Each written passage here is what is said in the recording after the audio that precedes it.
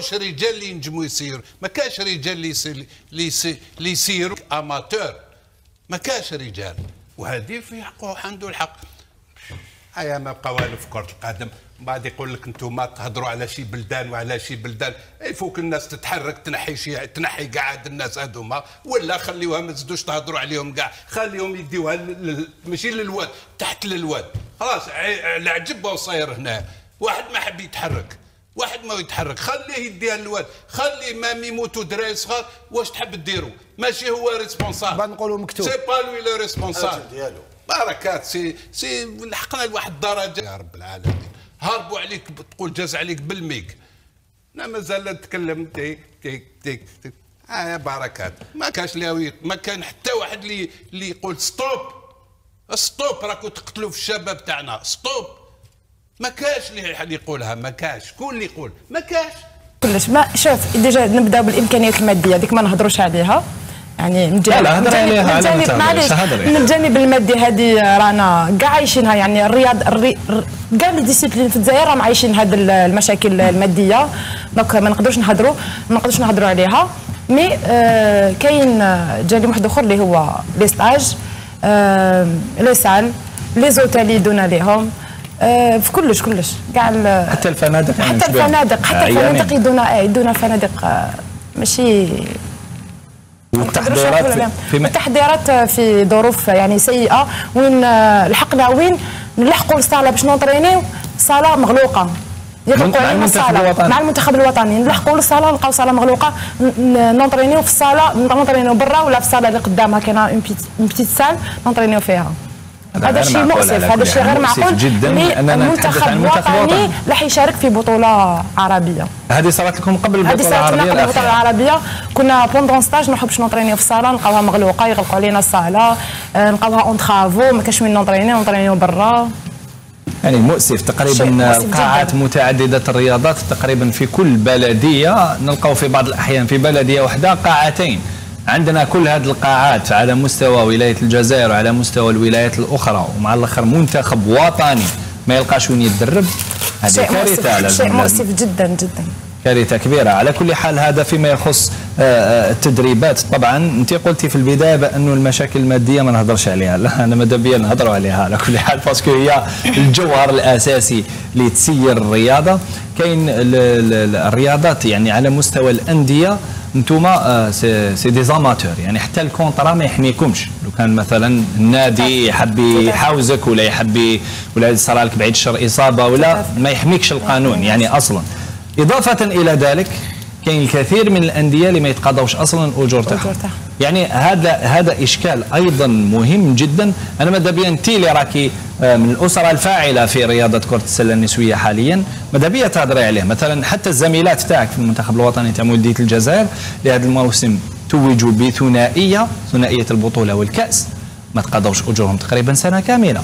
إذا أعتقد بأنه هذا هو الأمر الأساسي اللي يحرك الرياضي، لأنه الرياضي إذا كان خصوصا إذا كانوا رياضيين ما عندهمش عامل آخر وعندهم عائلات ربما، وكاين موجود يعني كاين. أنا سمعت كاين ما لقاش مسكين حتى باش يشري الحليب لولادو، عنده دي بيبي ما لقاش يشري له الحليب. يعني هذا إشكال كبير، لازم انتوما رياضيين لازم تنددوا، لازم تلحقوا الصوت تاعكم باش يلقاو لكم حل هذا الأمر.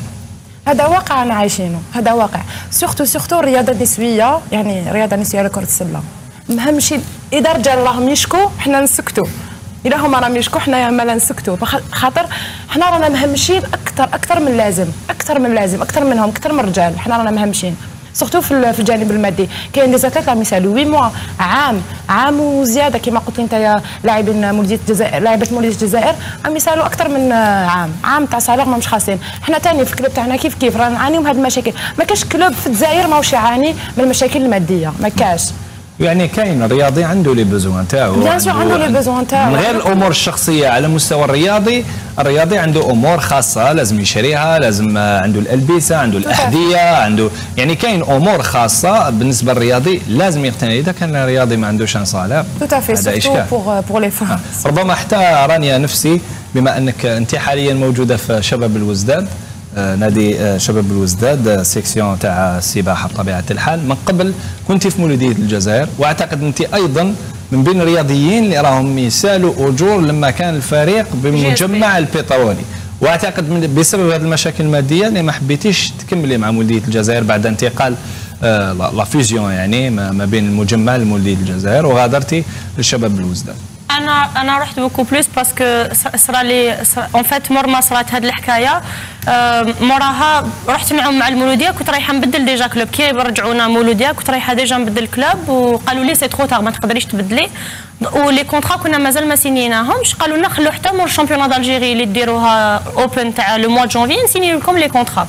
دونك لو كونطرا اللي تي سونسي مينيموم رونوفلي الكونطرا اللي كان عندنا في جي اس بي. هذه الهضره اللي تهضرت كي لحقنا الشامبيونات دالجيري تاع سطيف.